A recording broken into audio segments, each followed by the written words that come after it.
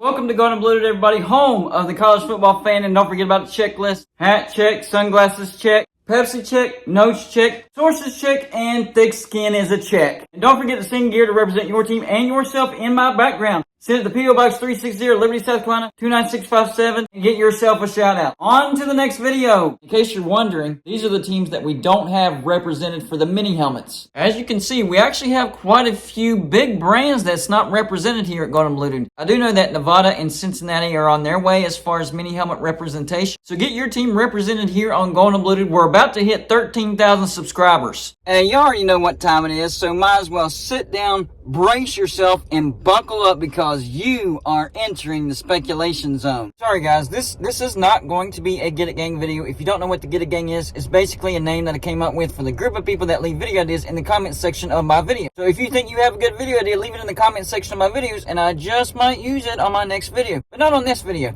Today's video is, yeah, you guessed it, once again about the Pac-12. I'm hearing the Pac-12 actually has a TV deal. So as a Pac-12 fan, if you're a Pac-12 fan, you should be happy, right? No. It's still bad. It's all bad. All bad. I'm hearing either 25 million per team per year or 22 million per team per year. It's not a good amount. On top of that, it's looking like the teams don't want to sign a grant of rights. Teams want to leave their options open. That's what tells me that the Pac-12 is falling apart. I understand that getting a TV deal is a big deal. It means that they're going to get paid, but not signing the grant of rights, that's an even bigger deal because the grant of rights, that's what keeps everybody locked in, especially if there's a heavy penalty. So if these teams are not willing to sign a grant of rights, then they can leave whenever they want, and the money they can make in the new conference won't have to go to the Pac-12. So this is a big deal. Of course, I have to talk about our favorite college football conspiracy theorist, MacGyver. No, he's not my source, but he is entertaining, and that's what Golden Blooded is all about. We're trying to entertain you in the offseason. Here's what good old MacGyver had to say. My source, who is talking to an AD at a Pac-12 school, says the deal with ESPN/Amazon is worth $220 million per year. $120 from Amazon, $100 million from ESPN. Amazon gets first choice. So apparently Amazon ESPN is still on the deck, which would be the best option for the Pac-12. You don't want Apple TV, and you definitely don't want Ion TV. So at least it's a good option, but the deal is still not looking great. Now this is a random comment from a live show that I saw on 365 Sports yesterday. This is from John Coy. I'm not using him as a source. I'm just saying this is what people's hear. He said, I heard the Pac TV deal is done, but school's not likely to sign the grant of rights. About $25 million per year per school. So yeah, it's between 22, maybe 25 million at the most per team per year, and teams not wanting to sign the grant of rights. Now, on top of that, 365 Sports also talked to Baylor's athletic director, Rhodes. Here's what he had to say about the situation. I am certainly not rooting for the demise of any particular conference, but I am also looking out for what is best for Baylor. And what is best for Baylor is a really strong Big 12. And one that secures its future, but not over just the next 6 years, but beyond. There is a short gain, but also a long gain for this. It is dependent on what happens among the Pac-12. There may be movement if whatever media deal they are able to strike is not satisfactory. That's the key. Even though they have a media deal, it's probably not going to be satisfactory, which is why they won't sign a grant of rights. We have to be prepared for that, and I think we are if that was to happen. Again, looking out for the Big 12, how do we strengthen ourselves? There's so much about the SEC and the Big Ten, and there is no reason why the conversation can't be about the SEC, Big Ten, and the Big 12. He thinks the Big 12 can survive as that third conference, and that's what this is all about. Everybody's trying to figure out who that third conference is going to be. We already know that the SEC and the Big Ten, they're going to be fine. They're good. They're making buttloads of money. In fact, they are responsible for the demise of the rest of these conferences. They are the instigators. They are picking off. They picked off from the Big 12. Picking off from the ACC potentially, picking off from the Pac-12, possibly picking off from the Pac-12 again. So the Big 12 needs to turn its mindset to what the SEC and the Big Ten are doing. And I think Brett Yormark is doing exactly that. He's talking to teams out of the Pac-12, specifically the Four Corners, and we're hearing that Arizona and Arizona State are not happy with the TV deal. So apparently there is a TV deal on the table, but it's not very good, and the teams in the Pac-12 do not want to sign the grant of rights.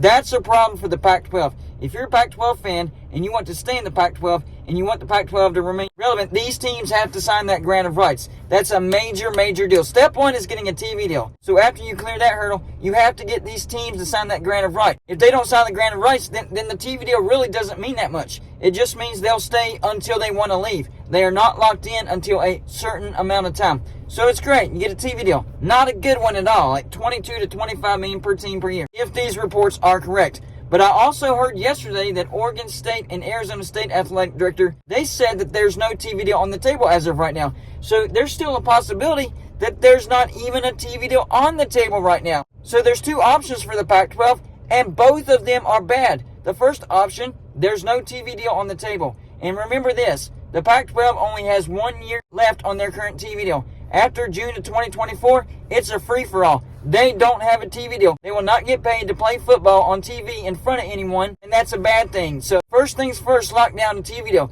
But now they have to worry about the grant of rights, because I'm hearing that even if there is a TV deal on the table, the teams are not willing to sign the grant of rights.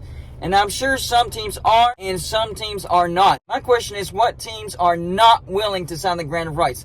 I bet you it's Oregon. I bet you it's Washington. Could it be Arizona and Arizona State? They have voiced their displeasure. What about Utah and Colorado? Those are the two teams that have been the most quiet. And what I say in the last video, during conference realignment, it is those quiet teams that you have to look out for the most. Going back to precedent, Texas A&M and Missouri to the SEC, Nebraska to the Big Ten, Colorado to the Pac-12. More recently, Texas and Oklahoma to the SEC, and USC and UCLA to the Big Ten. They were quiet before the deal went down. Now, we heard that Oregon and Washington, they actually made a big deal. They applied to the Big Ten and made everybody aware of that after the Big Ten accepted USC and UCLA. And then we heard that the Big 12 was actually talking to the Four Corners, Arizona, Arizona State, Utah, and Colorado. And Arizona State came out and said they are not happy with the current situation as far as either a TV deal or a very bad TV deal. The two teams we did not hear from as far as who's been in the news is Colorado and Utah. We have not heard from them.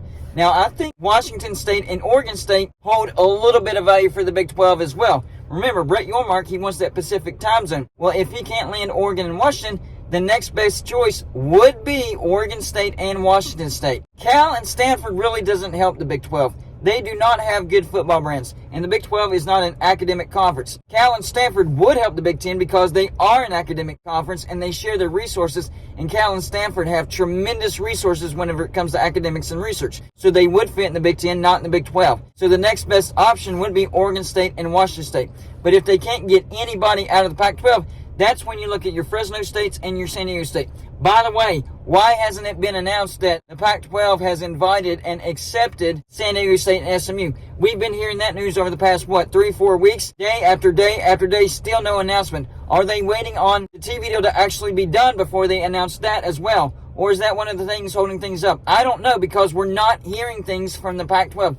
That is the problem. That's what tells you that something bad is going on in the Pac-12, because there's all this negative publicity, and if there was something locked down, believe me, they would pass on the news. Otherwise, they're completely stupid. So maybe they are completely stupid. I don't know. Because fans of teams in the Pac-12, they are ripping, absolutely ripping on the Pac-12. I mean, they are making fun of this TV deal situation like there's no tomorrow. I already mentioned these on a previous video, but I'm going to mention them again. Roger Sherman said this: Pac-12 announces new media deal with the channel on the TVs at the gas station. College sports is a local experience, and while supporters at other leagues watch games at home, fans of the Conference of Champions can gather around the pump to cheer on their favorite teams. Another Pac-12 fan said this. His name was Albert Valdez IV. Pac-12 After Dark on Comedy Central is going to hit different. Barrett Salih, another Pac-12 fan, says the Pac-12 could revive Versus. Hector Diaz, another Pac-12 fan, says the network for the Pac-12, referring to Game Boy Advance Video. I mean, Pac-12 fans are dogging on the Pac-12. So if the Pac-12 had something locked and they're adding San Diego State and SMU and all as well, wouldn't they want to announce it, not only to shut up the negative publicity, but to appease their own fans? This tells me the Pac-12 is in a world of hurt. So the two options, once again, either there's no TV deal on the table, which is likely, or there is a TV deal on the table, but it's only worth between 22 and 25 million per team per year, and teams are not willing to sign the grant of rights. Both of the choices are completely bad news for the Pac-12. So y'all let me know in the comment section. Number one, do you think the Pac-12 does have a TV deal or doesn't have a TV deal? Number two, if they do have a TV deal, do you think that they can actually get the Pac-12 teams to sign the grant of rights? Number 3, if they don't get the teams to sign the grant of rights, how quickly do you think the Pac-12 actually falls apart and it is done? That's all I got for this show. Like and subscribe if you haven't already, and I'll see you on my next show.